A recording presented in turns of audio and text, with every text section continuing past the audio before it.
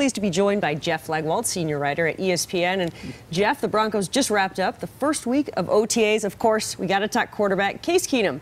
The players really seem to like this guy. What have you seen?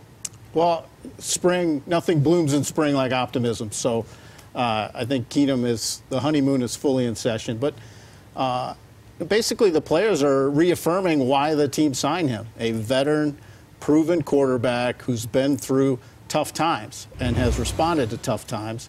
And that's what they were looking for at the position. And, obviously it's the early going. Things really don't, play out until the games. But right now he's taken control of things, and players have told me stories already where there's been moments in practice when things haven't gone the way they should, and Case Keenum's been a guy to sort of snap that back into order. And that's what you want from a quarterback, and that's what the other players like to see. All right, at the beginning, you did say the honeymoon's full in session, so I got to ask, is the hype real, or is this the Broncos have been lacking leadership at quarterback for so long that they're just excited to have somebody that is kind of a leader? Probably a little of both. I mean, I think it's hard to say a quarterback doesn't have the job and then expect the guy to be a leader, which is kind of what they've had the last 2 years.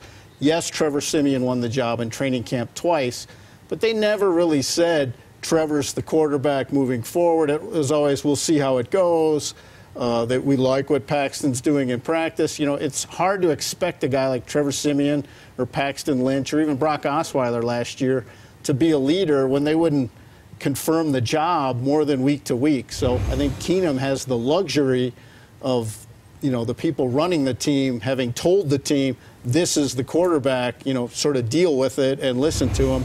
And I think that's helped his cause. Something else Keenum is going to have is a full running back room to pick from, depending on how many guys make this team.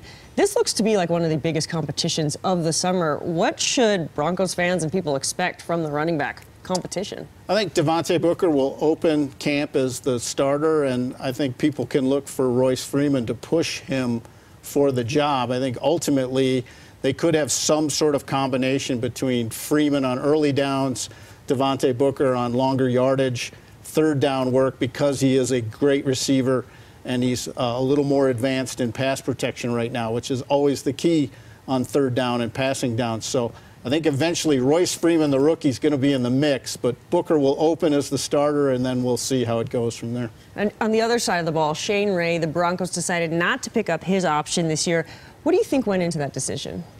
Romy, it's probably a combination of health and performance, and they're both tied to each other. I mean, he struggled last season, 3 wrist surgeries, finished with 1 sack. It's never a good sign when you have you're a pass rusher and you finish with 2 more surgeries than sacks. So I think they looked at it, the big picture, and decided as he tries to come back from that injury, and he's still not 100%, he still can't work out fully. I think they just made a business decision. And, ultimately he can play his way into free agency and get the payday. It's up to him and his health. If he's healthy, he'll have a chance to make that money back. And the the drafting of Bradley Chubb, I assume, does not bode well for Shane Ray? Well, it doesn't bode well for his playing time. I mean, I think they subscribe to the theory you can never have enough pass rushers. But Bradley Chubb is going to play, and he's going to play a lot. I mean, already they're not even, doing anything in full pads, and you can already see the athleticism on Bradley Chubb and how proficient he is at some of the pass rush drills. So the rookie's going to play, and he's going to play an awful lot. I have a feeling we'll be talking to you a lot about Bradley Chubb this year. Jeff, thank you so much for joining us. Jeff Legwold from ESPN.